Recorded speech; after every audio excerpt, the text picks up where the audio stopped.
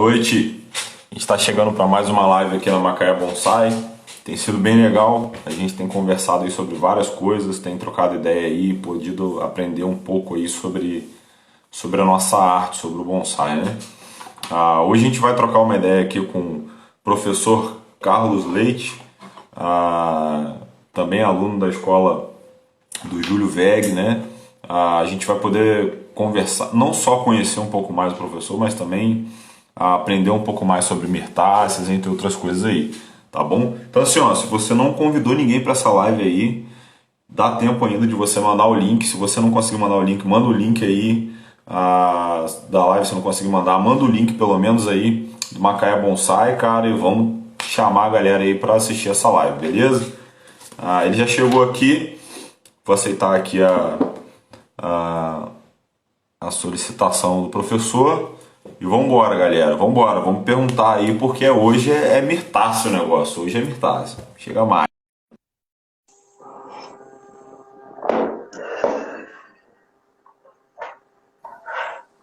Olha aí, olha aí. Fala, meu irmão! E aí, irmão, como é que estamos? 100%, cara!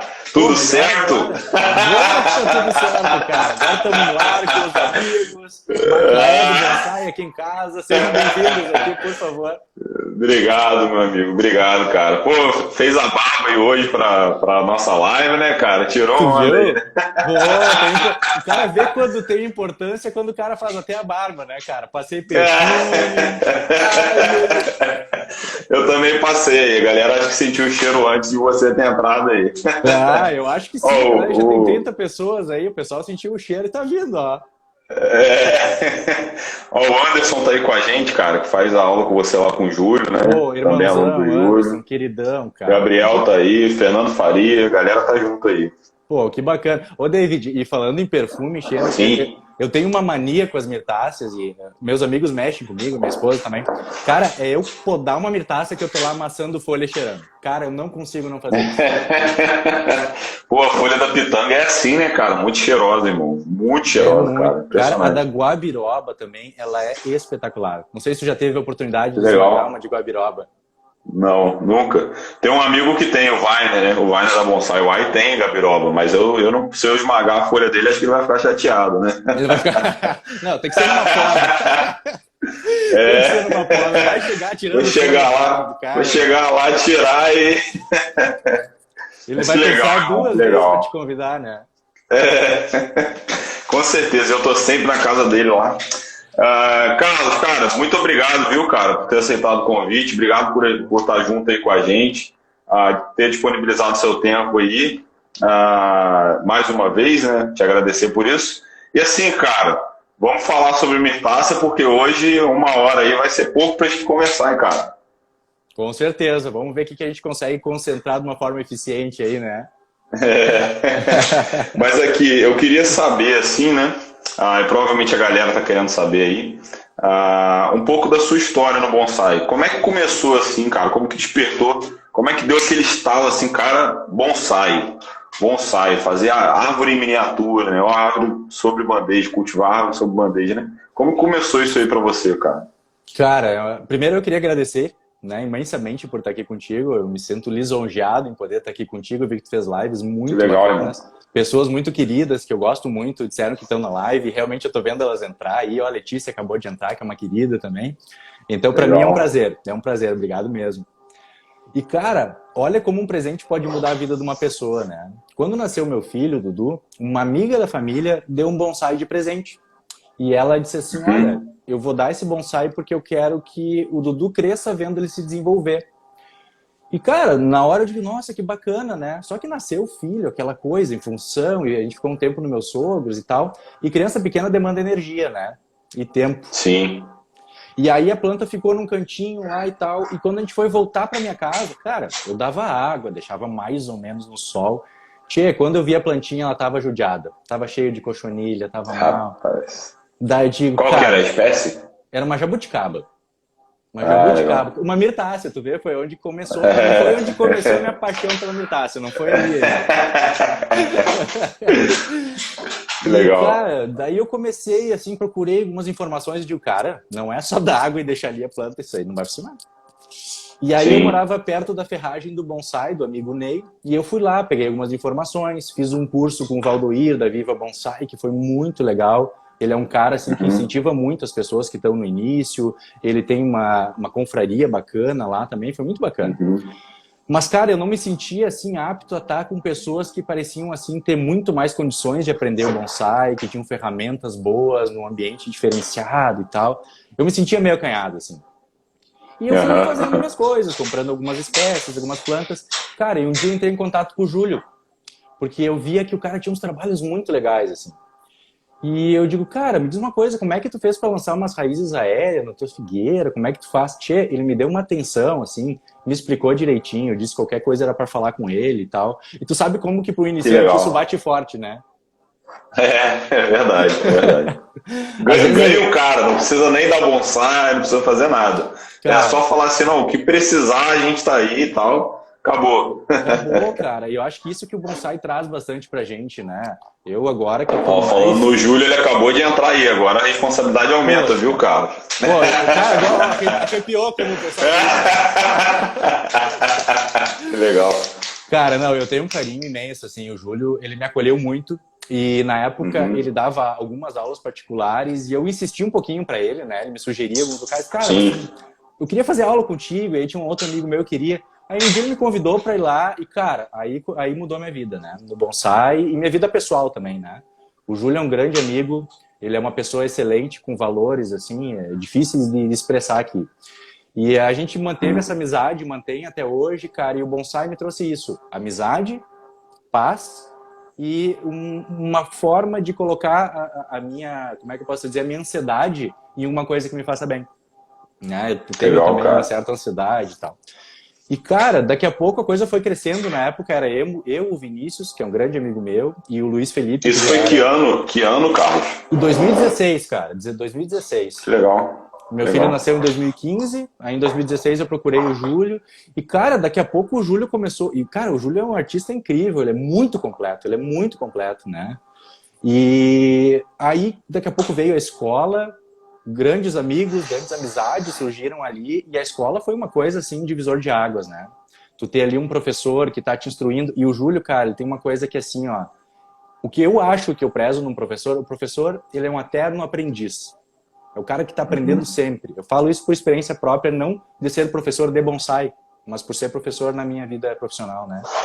Enquanto tu te instiga a aprender, enquanto tu aprende com teus alunos, cara, tu só vai, tu voa muito. E o Júlio é assim. E a gente, nesse ponto, a gente juntou as energias, o pessoal da escola, assim, o Anderson que entrou há pouco ali, né? Nem vou falar todos os outros, só que o Anderson a gente citou porque ele entrou, né? Se não vou esquecer de alguém, eu vou ficar chateado depois, né? Depois você arruma um problema aí. Não, cara, e eu sou apaixonado pelos guri, assim, é um momento de paz e, cara, hoje o bonsai pra mim é uma terapia, é um bem-estar e faz parte da minha família, né? Eu tô aqui, eu tô com meu filho, eu tô com meus cachorros. A minha esposa, cara, tu viu que tá comigo nos bonsai agora aí também? Tô vendo isso daí, cara. Difícil esse negócio, hein? A minha aqui em casa também tá junto aí, né? Mas, sei lá, hein, cara, no começo é um pouco difícil, hein? A gente bonsaísta é um pouco acumulador, né? Não sei se aconteceu com você, né? Mas aqui em casa, cara, pô, eu tava falando isso hoje ainda com o Vitor lá da União Bonsai São Paulo. Trocando uma ideia, eu falei, Vitor, cara, eu tinha 5 plantas aqui em 2018, de repente agora eu tô com cento e poucas plantas aqui, não tem nem lugar mais para colocar planta, cara. Cara, a gente já tá com uma negociação aqui em casa. Impressionante. Tem essa coisa também da escola, porque o pessoal sabe que eu gosto de mirtácea, o pessoal já tem uma sensibilidade para ver o material bom, volta meio, Carlos, olha essa mirtácea aqui, eu digo, nem me mostra. Nem me mostra porque eu já tenho uma negociação aqui em casa, para entrar uma planta tem que sair outra. Eu acho que é meio injusta a coisa. Faz sentido, né? Faz sentido. Poxa, cara, porque eu morava... E hoje você tem quantas aí, cara? Quantas mirtáceas você tem? Mirtácea, eu tenho 14 espécies diferentes, sendo que dessas espécies eu tenho pelo menos algumas, por exemplo, a jabuticaba eu tenho 2 variedades, o cambuim eu tenho 2 variedades, e algumas eu tenho... Jabuticaba você tem quais aí? Eu tenho a híbrida e tenho a sabará. Legal. E aí o cambuim eu tenho o mirim, por exemplo, que aqui é com a folhinha bem pequenininha. Eu tenho aquele com a folhinha um pouco maior, que lembra um pouquinho a folha, assim, talvez da pitanga, eventualmente. Dependendo do tamanho, lembra um pouquinho da folha da jabuticaba, sabará também, né? Então, assim, e não tenho mais porque eu tô segurando, né? Ó, o Ângelo chegou aí agora, hein, cara? Tá falando, cheguei cambada. Ó, tem uma galera... Tem uma galera falando aqui, ó. Minha esposa é opositora. O Thales Costa tá falando aqui. Opositora é. Tá. Ô, galera, mas assim, ó. Amor total pela minha esposa, ela tá me ajudando muito, mas assim, a mulher sempre faz o papel de dar uma controlada no cara. E eu vou te dizer que é bom, assim. Porque talvez essa casa não tivesse lugar pra gente fazer a live hoje. Sim, verdade. O Ângelo aí é o cara que me deu super apoio quando eu comecei a postar coisa na internet, o meu trabalho, muito legal. Legal, obrigado aí, Ângelo. Porra, muito legal. Pô, falei palavrão. Legal. Foi. Vamos ver se a gente marca depois uma live de churrasco com o Anderson aí, né? Com o Ângelo, né? Mas daí ele vai ter que... Né? Tá, mas daí, David, ele vai ter que fazer aí um pimentão pra mim, um abacaxi, porque eu sou vegetariano, né? Cara? Pô, mas aí ele faz então, uma grelha. Então tá na escola certa de bonsai, né? Com o Júlio lá, né? Eu tenho um glúten especial ali, o amigo Fernando faz um glúten bacana, a gente já leva lá e joga naquela grelha, não tem ruim. Pô, excelente então, cara. Já tá dominado então. Aqui, o Carlos, cara, eu queria saber então, cara, assim, ó, a gente tem visto aí como é que tem surgido, o pessoal já vai fazer perguntas aí. Mas assim, irmão, como que surgiu essa ideia aí dos vídeos, cara? A gente tem visto assim você fazer vários vídeos não só para o YouTube, mas também no IGTV agora aqui, que é uma plataforma muito boa do Instagram, né? É muito mais fácil, muito mais rápido na edição ali e tal. Então assim, como que surgiu, cara, essa ideia de fazer vídeo, trocar essa ideia aí com a galera através de vídeos curtos e muito bons, né? Como que surgiu isso daí? Cara, é uma coisa meio engraçada, assim, foi um pouco por acaso e um pouco para ajudar as pessoas que estão assim nessa questão de quarentena, uma situação diferente, né? Na verdade, eu comecei no começo do ano, eu não tinha, cara, meu Instagram tinha meia dúzia de pessoas, ele não era aberto no ano passado. Só que os meus alunos da faculdade, eles têm muito Instagram, a gurizada mais nova usa muito o Instagram, eu ficava mais no Facebook, né? E aí, cara, teve uma semana acadêmica lá que eu digo, vou fazer um vídeo para ajudar o pessoal aí. E, cara, até que eu fui bem. Eu digo, olha, eu vou bem nesse negócio de corona, né? Deu certo aqui. Deu certo, cara. Daí eu comecei a fazer uns vídeos focados para educação. Eles estavam de férias. Eu digo, cara, o pessoal quer saber assim muito como se organizar para o estudo, como se organizar para não ficar tão ansioso frente a uma prova, algum evento adverso, assim. E eu comecei a pegar várias pessoas das suas áreas para fazer uma mini entrevista, assim. E foi muito bacana. Sim. Só que aí entrou a quarentena, né, cara? Começou essa questão aí do Covid. E eu sou profissional da saúde. E eu comecei a fazer uns vídeos para conscientização do Covid. E nessa época, inclusive, o Ângelo, o Anderson, o Júlio, eles compartilharam bastante meus vídeos. E, cara, foi muito impressionante para mim, porque eu fiz um vídeo que deu, sei lá, 1.500 visualizações num dia. Eu digo, cara, que viagem isso. Né? Que legal, cara. E aí eu digo, cara, de repente eu posso ajudar algumas pessoas, né? E aí eu vi que tinha muita informação já de coronavírus. Eu digo, cara, eu gosto de meditação, vou fazer uns vídeos de meditação. A Maria aqui tá falando que você é o garoto propaganda da Odonto. Maneiro isso daqui, cara. Ô, legal. Pô, cara, eu tô vendo meus alunos aqui, é tudo de bom. Cara, eu tenho uma paixão pela docência absurda, assim. Sou apaixonado pelos meus alunos. Que legal. E por isso que eu comecei o Instagram, na verdade, e liberar ele. E, cara, daqui a pouco eu digo assim, cara, o pessoal tá cheio de corona, vamos fazer um negócio de meditação que eu acho que vai ser legal, eu curto esse negócio. Só que daqui a pouco eu já tinha feito muito, cara, quer saber? Eu faço um bonsai, eu sempre fiz um bonsai mais intimista, assim, né, mais pra mim, minha forma de desopilar. Tipo, cara, eu vou abrir um pouco isso. E, cara, eu fiz um vídeo falando sobre a história de uma planta minha. E, cara, o pessoal começou a compartilhar, começaram a curtir. Qual foi a planta? Daquela piracanta? Foi a primeira? Não, foi de um Ficus organensis que eu peguei lá com o Daniel Rettinger. Sim. Cara, eu vi a da piracanta. A primeira que eu vi foi a da piracanta. Você me mandou, inclusive, né, cara? Isso. Muito legal aquele vídeo. Muito legal, né? E, cara, o que eu fiz? Eu usei um arsenal que eu uso para dar aulas na minha faculdade para tentar fazer uma coisa mais explicativa, assim, que é como eu me sinto confortável. É como eu dou aula, né? E aquilo começou a ter um prospecto que eu não esperava, assim, foi meio engraçado pra mim, né? Que legal, os amigos, cara, faz mais vídeo, fala disso. Eu digo, cara, que é isso? Que viagem, né? E aí um dia... aí um dia eu disse pra Andressa, vamos fazer umas coisas de fisiologia, pô, pessoal aí... Cara, eu não consigo separar a arte do bonsai do cultivo. Eu não consigo. Isso é uma coisa que o Júlio me falou desde o começo, cara. Tem que saber cultivar. Cara, tu tem que saber por que tu tá usando esse substrato. Tu tem que saber por que tu tá cortando isso aqui. E, tia, aquilo me bateu forte, assim. E sabe o que é mais engraçado, David? Eu comecei a parar pra pensar.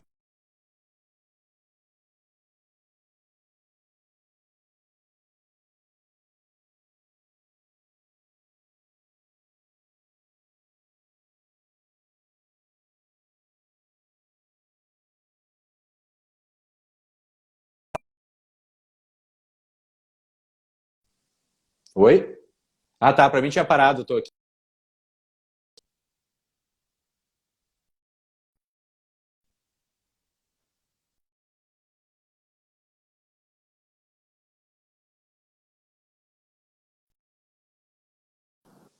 Oi?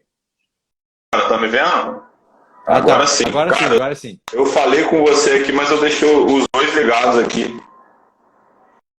Ah, então tá. Então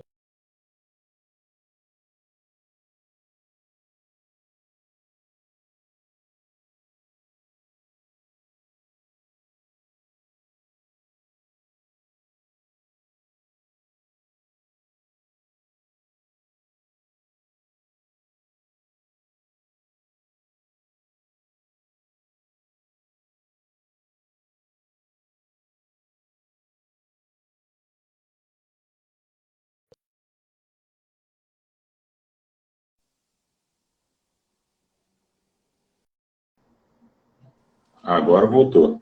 tá. Tô te vendo, tá vendo? Eu que tô caindo ou é tu? Não sei, cara. Não sei, estamos caindo juntos. Se a gente cai junto, né, David? Se for pro cair, vamos cair na parceria aí. Agora Cara, voltou normal. Vamos então lá. tá. Deixa eu só colocar. Tá, vai Eu colocando que fiquei eu vou falando. preocupado, cara, agora. É muito pesada a live, cara. Muita gente aí, Pô, boa aí, você aí, cara. Aí tá. Nunca aconteceu cara, isso, cara. Cara, tá entrando umas pessoas que tá me deixando meio ansioso aí, né? Pessoal importante aí, cara. Mas tá bom, vamos lá. Ô, cara, mas daí que eu tava falando, eu não consigo separar do cultivo do bonsai, né, cara? E aí eu comecei a parar pra Legal isso, cara. pensar. Não faz tanto tempo que eu comecei a pensar em toda a experiência que eu poderia agregar para o meu bonsai. E aí eu tive minha primeira disciplina de botânica em 2003, cara, lá na faculdade.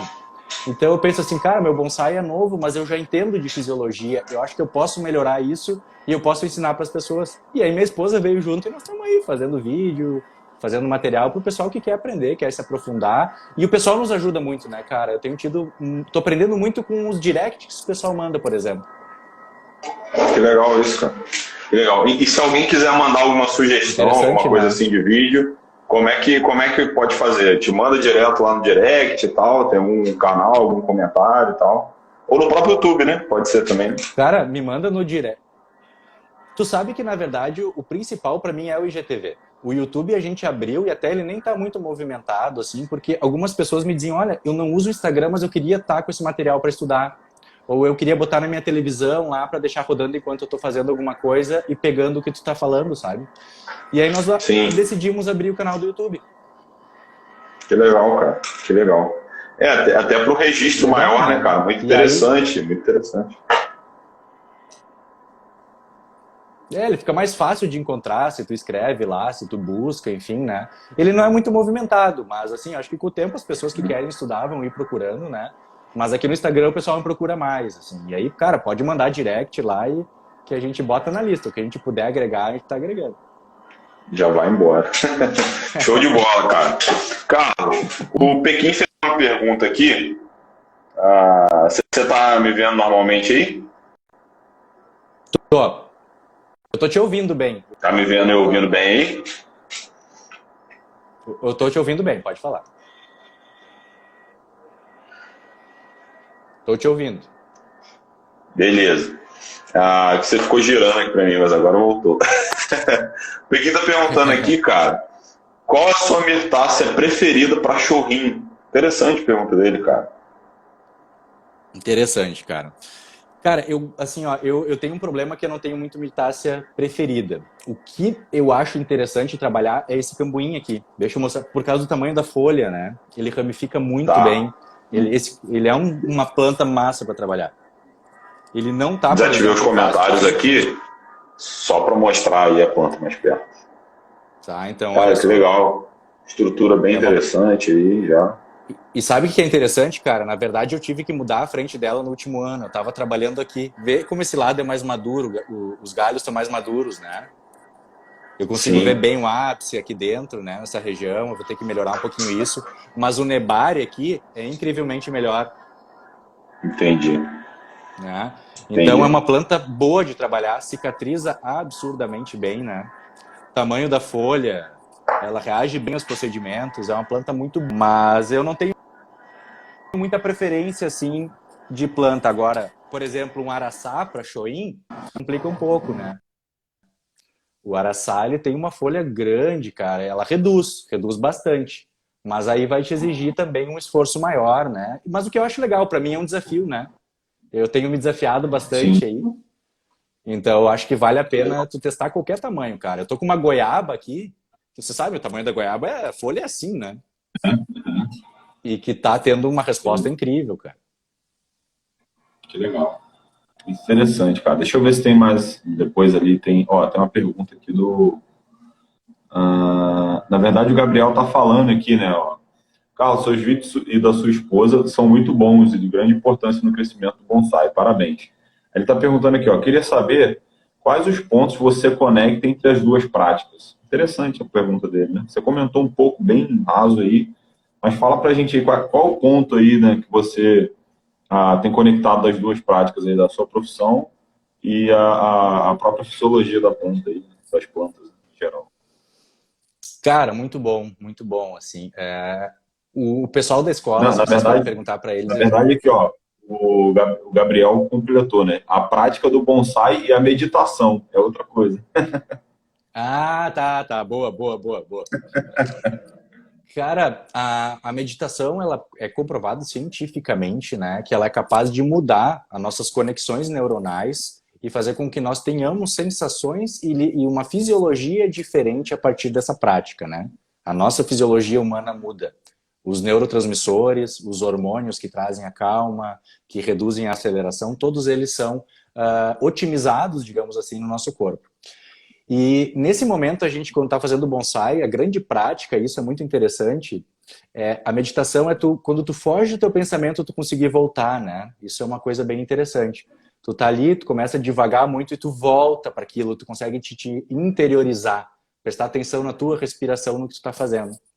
Sabe o que eu faço no bonsai? Eu pego o meu bonsai e eu, cara, desligo do mundo. É uma das poucas coisas que me fazem assim, ó. Eu, a planta e o meu trabalho. Assim.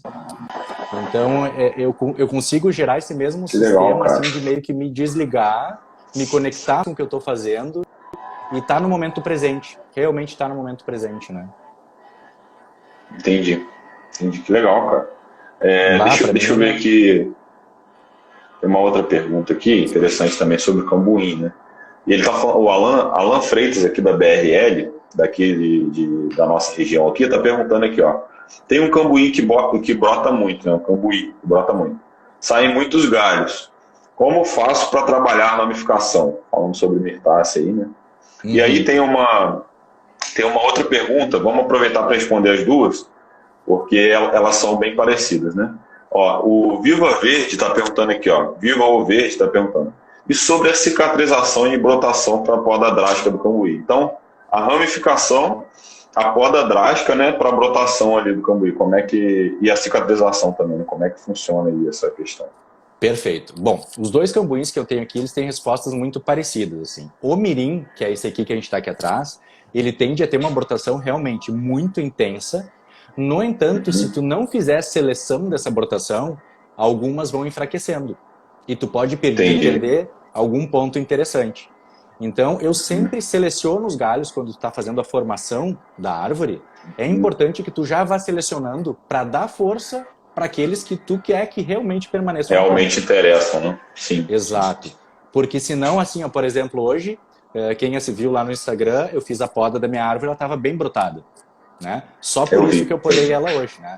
E ela tava com a brotação bem vermelha, bonita, eu dei uma reduzida. Vejam que ela tá meio grandinha, não quis tirar muita força porque estamos entrando num período aí mais de frio, né? Sim.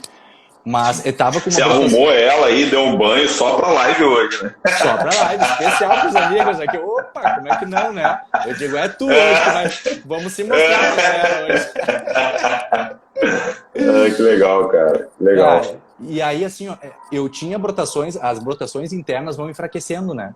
Não pega sol, sim, ela não... Então, assim, sim, é importante. Tu vai fazer a primeira, aquela estrutural, poda estrutural, cara, seleciona o que tu quer. A cicatrização é muito boa. Lembrando sempre, né, que a cicatrização, ela sempre vai ser melhor se a planta tiver nas melhores condições, né? Numa época propícia de crescimento, bem adubada, não pode estar enfraquecida. Sim. Ele reage muito bem, mesmo. Sim. Agora, a drástica para um cambuim, posso já emendar no da drástica? Mete bronca, vamos lá. Então tá. Dependendo do nível de drástica que tu fizer, tu pode dar um susto no cambuim. Né? Então, assim, quem viu o vídeo que a gente fez sobre poda drástica, o que eu tendo a fazer? Cara, eu tento não tirar toda a massa da árvore. Se eu puder deixar um galinho que crie força a partir dali, eu deixo. Porque esse galho, ele vai conseguir desenvolver rápido a partir do momento que tu tirar a força do resto da árvore, e ela não vai deixar a árvore sem a capacidade de gerar a matéria orgânica que ela precisa, que são os carboidratos, as proteínas que vão gerar a estrutura dela. Se tu cortar tudo, o cambuim tem uma coisa interessante, cara, e eu não foi uma ou duas vezes que eu vi isso. Se tu deixar o famoso toco do cambuim, e ou a planta estiver fraca, ou o momento não for bom, tu fica 3, 4 meses quase morrendo porque aquela planta não brota. Imagino. E às vezes ela não... Jabuticaba de vez em quando também dá um susto na gente assim, né? Claro, também.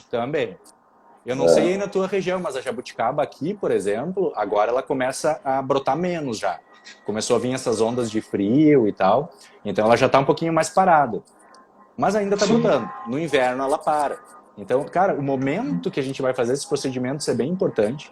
Mas o cambuim, ele cicatriza assim, ó. Deixa eu ver se eu consigo mostrar. Posso mostrar? Mete bronca aí, eu vou tirar só os comentários aqui mais uma vez. Tá. Pra ficar mais fácil. Nesse ponto aqui, ó. Deixa eu ver se consigo mostrar. Estão conseguindo ver esse ponto aqui, que tem uma cicatrizaçãozinha? Ali, já tá fechando já, né, cara? Agora que eu tô vendo melhor aqui, tô fechando já. Cara, esse corte tinha mais ou menos 1 centímetro há 2 meses atrás. Caraca, bicho. Mas essa planta, ela tá assim, ó, substrato excelente, com certeza tá com uma microbiota boa, tá com uma insolação boa, tá drenante, a árvore tá respondendo. Então, cara, ela vem legal. Interessante, cara. Tem uma parte legal também, né, que eu vi você comentando lá na live com o Anderson, que é a questão de fazer muito bem também a questão de você terminar ali o corte e tal, fazer com bastante cuidado para a formação do lábio depois. Para daqui a 1 ano, 6 meses, você não voltar ali e ter que refazer aquilo, né? Então isso é bem relevante também a gente falar. É muito relevante. Assim, a gente, ferramenta bem afiada. E eu vou dizer para vocês, eu posso ser um pouco preciosista, tá? Mas como eu trabalhei 10 anos em laboratório, com contaminação microbiológica, como toxicologista, para mim tudo tem contaminação. Então, eu passo o álcool 70 na lâmina, eu limpo bem ela. Se tiver qualquer contaminante de outra planta, eu elimino dali. E aí, coronavírus na lâmina, então nada, né? Não sobe coronavírus, não tem ali, ó. Álcool 70 e vambora. E vamos embora. E, cara, porque é muito triste tu voltar depois de muito tempo, porque a gente sabe que esse procedimento tu não vai levantar a pasta pra ver como é que tá, né? E às vezes tu vai ver 1 ano depois, cara, e ficou aquele lábio mascado, ficou uma madeira alta que o lábio não consegue ir por cima para conseguir fechar a cicatriz. Sim. Porque se tu deixar a madeira mais alta, mal cortada, muitas vezes não fecha, né? Então, e assim, às vezes eu ainda pego assim uma outra ferramenta mais lisa e dou como se fosse uma polida na madeira.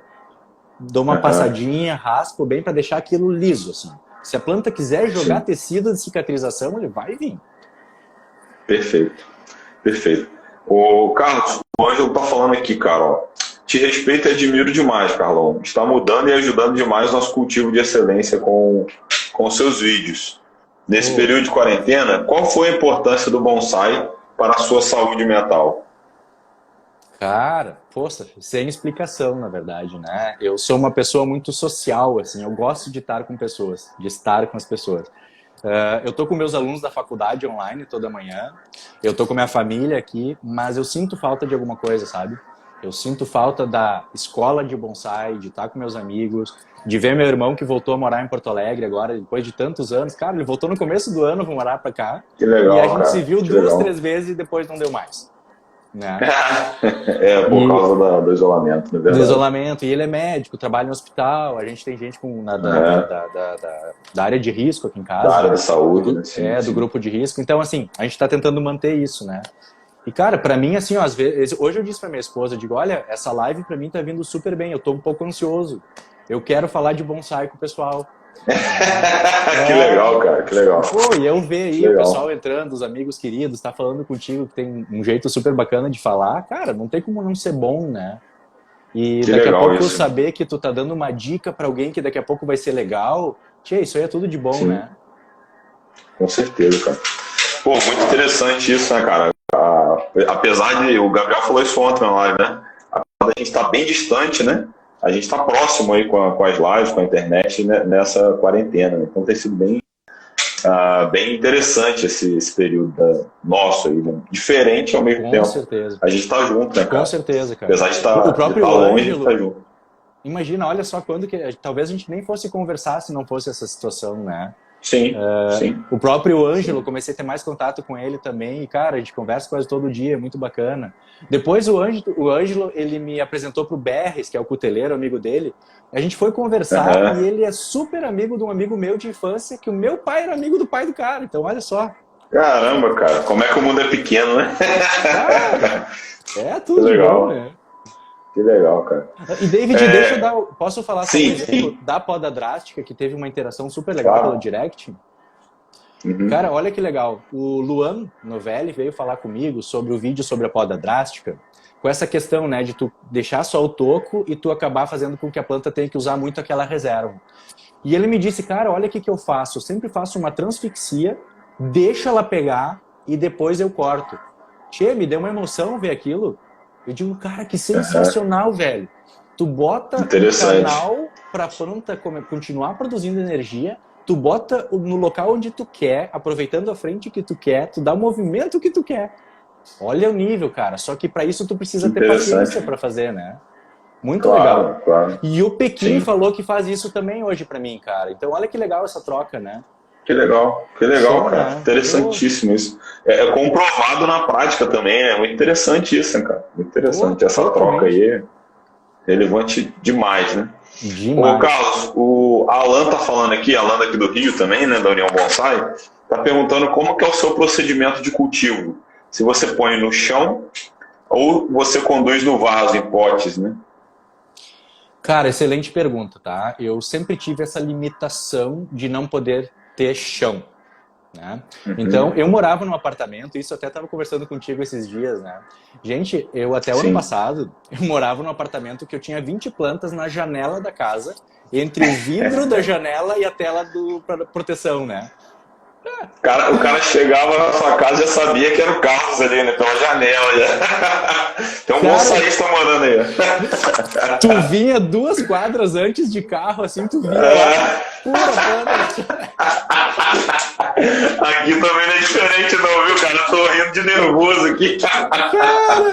Aqui é muito parecido. Chegava até o caminho do barro, assim, na parede, sabe? Porque, pô, vai sair matéria orgânica, material. Eu tô olhando e, cara, os vizinhos vão reclamar, velho. Mas não reclamaram, deu tudo certo, né? Que legal.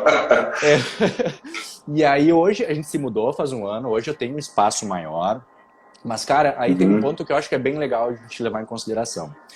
Eu tenho um espaço hoje, mas não para desenvolver uma planta com esse gabarito aqui. Sim. Eu consigo desenvolver um cambuim como esse. Olha só, uma planta com tronco desse aqui, eu não consigo fazer aqui em casa, né? Palmolato, né? Olha essa brotação, cara. Olha essa brotação. Muito bonito, né? Muito bonito, cara. E para uma época de frio, né? Então, o que eu quero dizer? Hoje, eu invisto em materiais que já têm uma estrutura que eu possa trabalhar assim. Se for para plantas maiores, para chorrinho eu ainda consigo desenvolver um pouco em bacias maiores, né? Mas para árvores maiores, como essa aqui, cara, eu tenho que pegar a estrutura, a linha de tronco, a conicidade praticamente pronta, né? E aí vem aquela questão, nebare já bom, pra, tipo, claro, tu pode melhorar, enfim, mas tu tem que ter a estrutura, né? Eu não ia conseguir desenvolver aqui, eu ia ter que botar uma bacia desse tamanho, não tem nem como mostrar, né? Imagino, cara, imagino. Então, aí que eu vejo a importância também, David, assim, eu já tive muita mudinha, ainda tenho muita, porque a gente aprende muito com elas. Mas eu acho que o retorno que a gente tem em ter plantas que já foram preparadas por bonsaístas preparados, eu acho que cara, é essencial, assim, é essencial. Eu acho que ele traz mais retorno pra gente no bonsai e nos motiva mais também, né? Sim.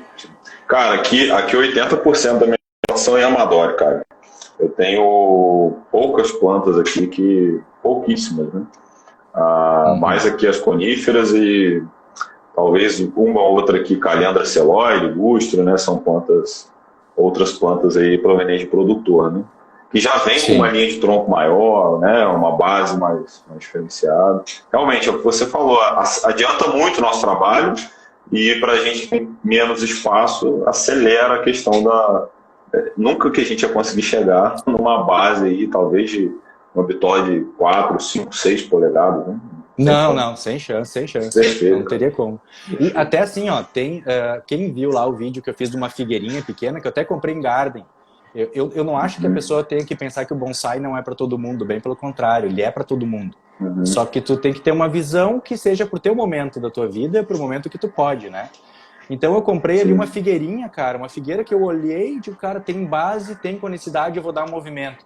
Cara, eu tô trabalhando num vasinho desse tamanho, em 8 meses a planta tá com movimento, ela tá com um formato bacana, porque figueira desenvolve bem, né? Figueira é impressionante, viu, cara? Figueira é impressionante, meu Deus. Impressionante. Carlos, o senior aqui, o Cláudio Nogueira, um amigo nosso aqui de Cabo Frio, tá falando parabéns, Carlos, pelos vídeos, né? Como que você conduz suas plantas? Você espera os galhos estarem numa proporção ao tronco ou já dá forma e deixa engrossar os galhos com o tempo? Cara, acho que basicamente ele está perguntando se você já começa a trabalhar quando está lignificado ali pequenininho ou você espera chegar à proporção dos troncos e dar movimento ali. Perfeito. Eu noto, por exemplo, para o araçá, certo? O araçá, ele quando vem a brotação ali para te formar os galhos primários, digamos que ele seja o tronco nu, né? Tu tem ali a linha de tronco e tu vai começar a dar movimento. Se for um tronco com movimento, essa árvore pede um pouco de movimento nos galhos também. Tem que ter um pouco, né? Se tu conseguir dar mais, enfim, tu vai ver se combina com a árvore. Só que o araçá, se tu esperar muito, ele engrossa demais os galhos e eles vão para cima.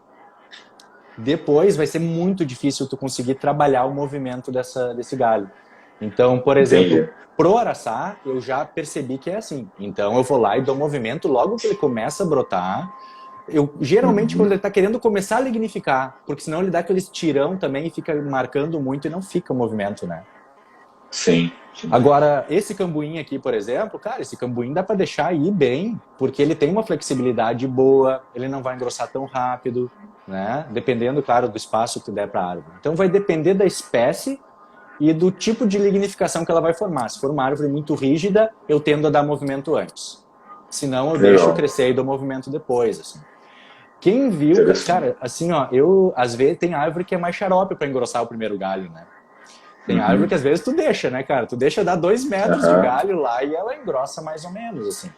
Então tem árvore que eu dou o primeiro movimento para ele ficar ali dentro do que eu busco, no primeiro terço, na primeira e segunda formação do galho ali, galhos primários e secundários, e aí eu deixo um galho ir. Cara, deixo, e aí quando ele chegar mais ou menos onde eu quero, um pouquinho menos, eu começo a cortar para formar ramificação. Legal, perfeito, cara. Cara, tem 2 perguntas aqui que eu queria tentar resumir elas aqui, né? O Tom fez uma pergunta, tem uma outra pergunta que eu passei aqui, não estou conseguindo ver o nome do cara porque subiu. Mas a do Tom eu fixei aqui. Ele está falando: professor, parabéns por compartilhar seu conhecimento. Ele está perguntando aqui, ó, como que é o seu cultivo preventivo nas mirtáceas? Quais produtos você utiliza, né? E aí eu queria te perguntar, cara, junto com a pergunta do Tom aí, porque tem uma pergunta sobre adubação também. E aí vamos tentar falar de tudo junto aí para a gente acelerar e tentar atender as outras perguntas. Bora! Como que é a sua adubação aí e como que é a sua prevenção em relação às mirtáceas? Cara, pergunta que dá conflito, né? Cara, eu tenho uma situação assim, né? Como eu comentei antes, eu sou um cara que trabalha com analítica, ou seja, quantificação de substâncias, quantificação de produtos de derivados de planta, quantifico agrotóxicos, metais pesados, droga de abuso. Então, na minha concepção, a concentração faz toda a diferença naquilo que a gente aplica na planta, né? Então, assim, imagina só, eu uso muito mais adubo orgânico do que químico, isso é uma coisa. Se eu estiver falando de adubação, muito mais orgânico, uso micro-organismos, foco na microbiota. Assim, resumindo o que eu faço. Mas eu vi que tu usa osmocote em algumas plantas porque eu vi no teu vídeo. Sim, eu uso osmocote em algumas plantas, nas plantas que estão mais em início de desenvolvimento. Eu tento não colocar uma concentração tão alta para não reduzir alguns dos micro-organismos do solo. Lembrando que, se eu colocar uma concentração menor, eu tendo a matar menos esses micro-organismos, né?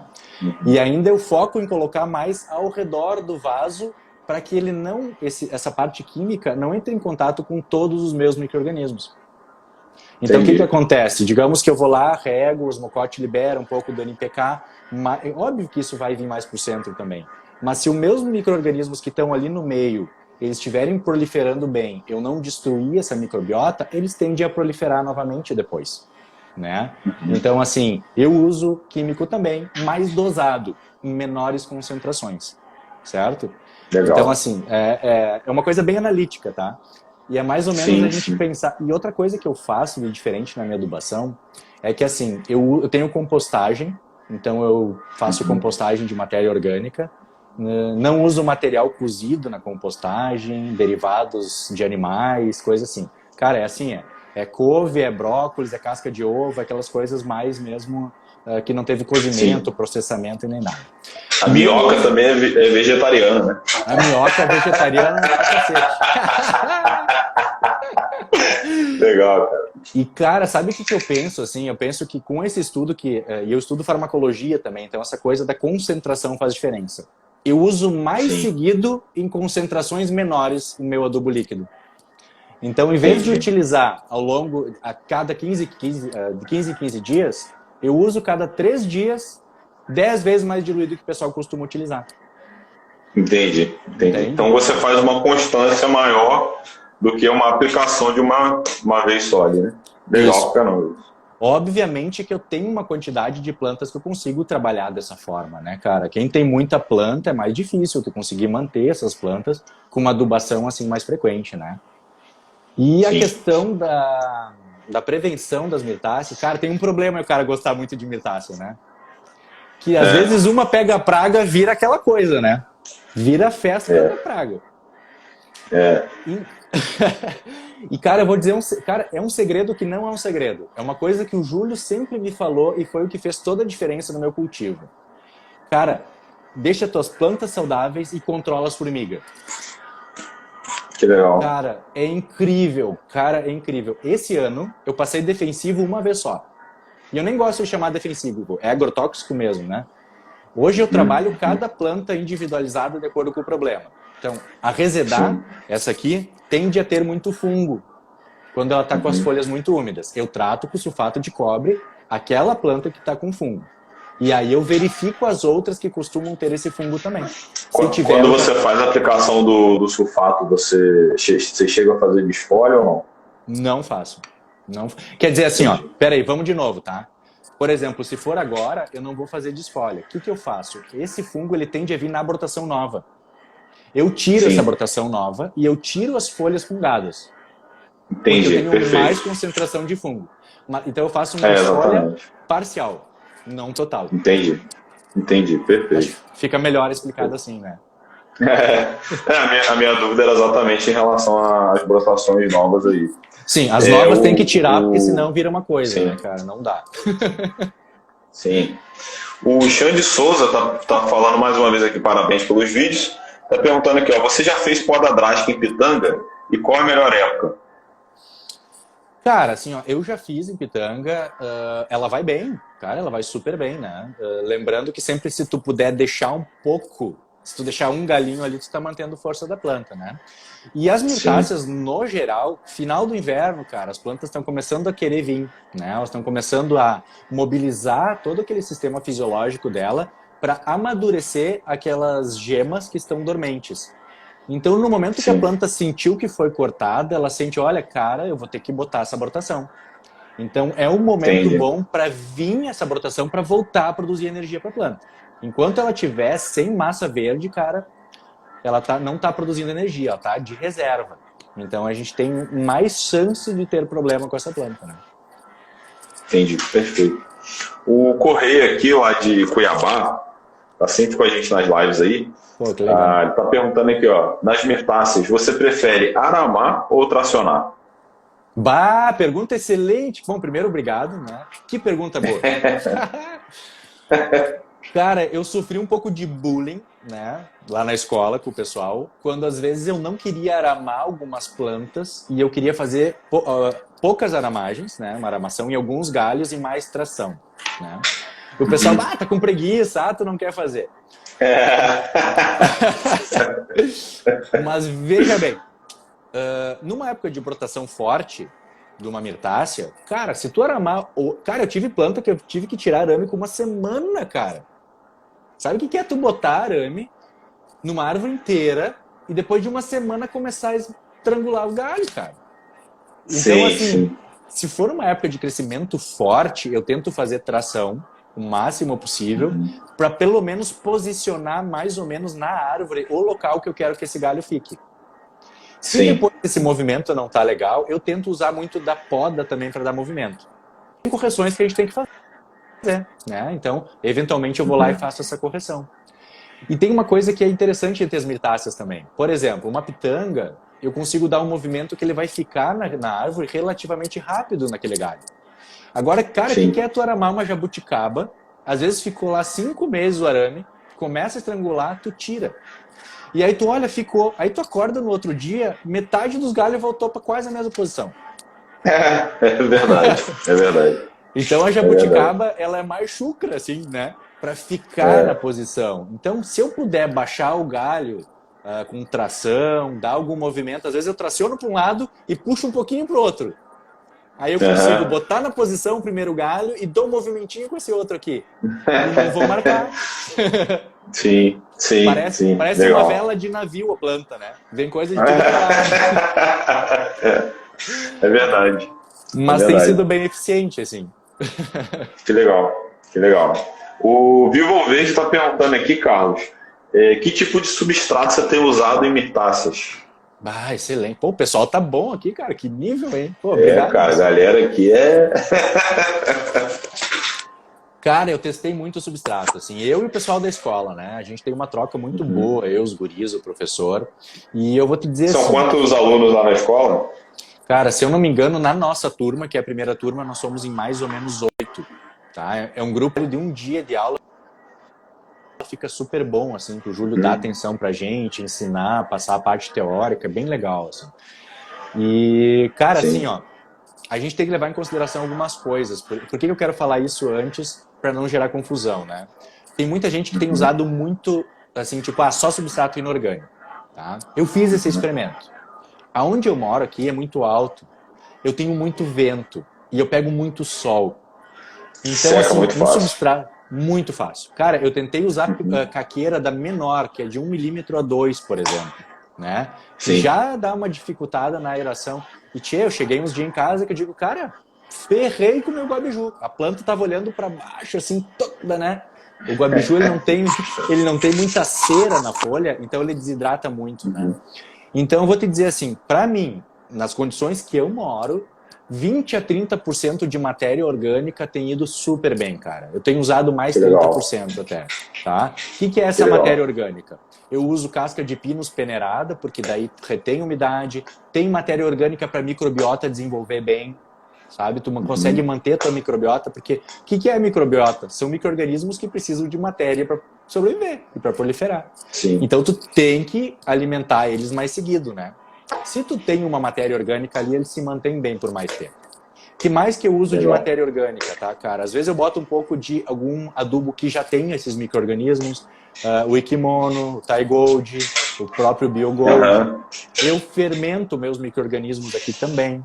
E, cara, quando eu uso terra, que eu uso terra vegetal também, eu peneiro e uso a granulometria maior. Eu não uso a poeira, aquele material que já vai compactar, sabe? Sim, sim. E no mais, caqueira, pedrisco, eu uso 10% de carvão, que ele acaba sendo meio que fitossanitário, assim, para microbiota, que pode ser patogênica, né? Ele acaba retendo algumas coisas que podem ser tóxicas ali também. É bem bacana, o carvão vai bem também. Mais ou menos por aí. Legal, cara. Pô, interessante. Tem bastante coisa aí, né? Poxa! Muita coisa. E agora a gente tem feito uns testes com a Akadama também, cara, botando na mesma proporção aí, 20 a 30% de Akadama tem sido bem legal, cara. Eu tenho conversado com o Júlio esses dias, com o Anderson, assim, e eu percebi que 20 a 30%, pô, dá uma vida legal para as plantas, assim, cara, elas vão bem. Legal. Bem mesmo. Que legal. Legal. Fantástico, fantástico. O Christian Taufer tá fazendo uma pergunta aqui, ó. Pô, interessante. Legal, Christian. Está falando, professor, outro dia uma publicação, falamos da redução foliar em um ligustro. Conseguimos o mesmo em liquidambar, como exemplo de folha grande? Cara, eu não tenho experiência com a espécie. Eu não tenho, assim. Mas, no geral, se nós formos pensar que a fisiologia vegetal, no geral, é parecida, se tu oferecer para a planta maior ramificação, tu tem mais capacidade de produzir as condições que a planta precisa de fisiológica. Então, automaticamente, mais ramificação, mais folha, ela vai ficando menor. Se tu der menos adubo que propicia uma folha maior, como muito nitrogênio, tende a ficar menor, né? Então, se tu reduzir o espaço que essa planta tem, então eu acredito que sim. Eu não tive nenhuma planta que eu não consegui reduzir nada a folha. Assim. Nenhuma. Legal. Interessante. Interessante, né? O Juan Salem, acho que é isso, né? A gente vai descobrir daqui a pouco. Tá perguntando aqui, ó. Que aí o cara vai e coloca o nome. Não, tá perguntando... difícil, cara. Tem uns nomes aqui que a galera apela. Eu tô facilitando pra ti leite, né? Pô, não tem como errar. Tá certo. O Juan tá falando aqui, ó. O que passa para controlar a ferrugem na folha da jabuticabeira? Ele tá falando basicamente daquela, eu acredito, né, que deve ser quando a jabuticaba ali, ela cria tipo uma parte da folha fica seca e a outra parte permanece verde ali, né? Tá. Assim, tem um tipo de ferrugem que dá muito em mirtácea, eu tenho mais isso na cereja do Rio Grande, que é um pouco parecido com a ferrugem que às vezes dá em algumas figueiras, assim. Cara, se é o ferrugem mesmo, ele tende a ser um fungo. Aí eu trato com sulfato de cobre, certo? Se for esse queimado que dá na jabuticaba, esse queimado tem vários motivos, assim, sem conhecer toda a condição dele, é meio difícil tu dizer por que isso pode estar acontecendo, tá? Aqui em casa aconteceu esse ano, mas por que queimou a ponta? Eu tava com sombrite em toda a minha área e as folhas que foram formadas ali não tinham a resistência por sol que estava batendo aqui. No que eu tirei o sombrite, cara, 3 dias torrou minhas folhas, né? E aí a brotação que veio nova já veio acostumada. Sim, legal. O Correia está fazendo uma pergunta aqui interessante também, cara. Olha, o Correia hoje está arrebentando as perguntas aqui. A pergunta dele é a seguinte: a adubação ajuda na redução da folha? Cara, se tu tá pensando assim, a diferença na adubação, sim, porque o que acontece, né? A planta, ela tende a aproveitar o que tu der para ela, se ela puder. Então, se tu der muito nitrogênio, fosfato, né, o NPK, né, e potássio, a gente tende a oferecer para a planta mais material para ela produzir folha. Eu, particularmente, tento reduzir sem reduzir a adubação. Mas, assim, o que a gente pode fazer em época de porque tu quer reduzir muito a folha, por exemplo, assim, no verão, né? Automaticamente vem a brotação nova. Se tu tem muito sol e não queima a folha, ela vai produzir tudo que ela precisa com aquela folha pequena. Então ela tende a maturar mais rápido, né? Então o sol, a insolação vai ajudar. Tu pode diminuir um pouco a tua adubação. Eu não gosto de tirar, porque eu acho que tu vai tirar a força da planta. Pode controlar, talvez, diminuir um pouco, reduzir o nitrogênio, algo nesse sentido assim. Com certeza. Eu aumentar, particularmente... Reduzir até a rega, quem sabe, né? Um pouco mais. A questão da rega eu tenho um pouco de medo, assim. Mas sim, o pessoal reduz a rega. Se tu reduzir a rega, a planta tende a ficar com a folha menor para desidratar menos, né? Ela sabe que ela está sofrendo. Mas eu tenho uns amigos que perderam planta na coisa da rega aí, daí eu prefiro não... Aí, rapaz. Aí eu vou te dizer assim, ó, se eu quero reduzir assim no verão pesado, cara, eu dou muito sol e dou só minha adubação orgânica líquida bem diluída. Cara, vem uma brotação linda, folhinha pequena, coisa linda de ver. Legal. É interessante também falar que a questão da redução aí, você vai reduzir. Por que você vai reduzir a folha, né? Para que você vai reduzir? Tá na hora de reduzir, né? São coisas que a gente precisa pensar, né? Isso é uma coisa bem importante, David, assim, ó, daqui a pouco, por exemplo, a minha goiaba aqui, ela tem uma folha grande, mas eu preciso reduzir ela? Não, cara, eu tô fazendo a área dela. Eu quero que ela cresça e tenha entre nós pequenos, mas eu não quero diminuir a folha. Não é hora disso, né? Quando ela estiver pronta, estiver num vaso e precisar de uma folha menor, daí eu vou fazer isso, né? Sim. E o interessante, cara, é que a gente precisa avaliar isso, né? A questão da fisiologia, que a gente tem conversado bastante. Poxa, com certeza. Deixa eu ver aqui, porque tem uma pergunta aqui. Meu fone acabou aqui a bateria. Não sei porquê. O Juan tá falando aqui, ó, que as folhas ficam com manchas e os gritinhos secam. Deve ser... secam, assim fica. Melhorou quando passei lá pro sol. Deve ser os brotinhos secam, né? E aí melhorou quando ele passou ele pro sol. O gritinho aqui, o corretor deve ter ajustado para ele. Deve. Pô, o cara tá ouvindo a planta, deixa, a gente pode, né? Ou é? Não, mas cara, a jabuticaba, ela sente muito, assim, as trocas de ambiente, as trocas de temperatura. As minhas aqui sente muito. Ela é uma planta sensível. É diferente de algumas outras que eu tenho, assim. O cambuim é pau pra toda obra, cara. Eu boto para um lado, boto pro outro, ele tá lá, brota. A pitanga, né? Muito forte, cara. São espécies muito fortes, muito fortes. Muito. Quer ver uma coisa, por exemplo, o guabiju é uma planta que o pessoal não trabalha tanto, mas é uma planta que eu percebi que um pouquinho menos de insolação a planta é mais feliz.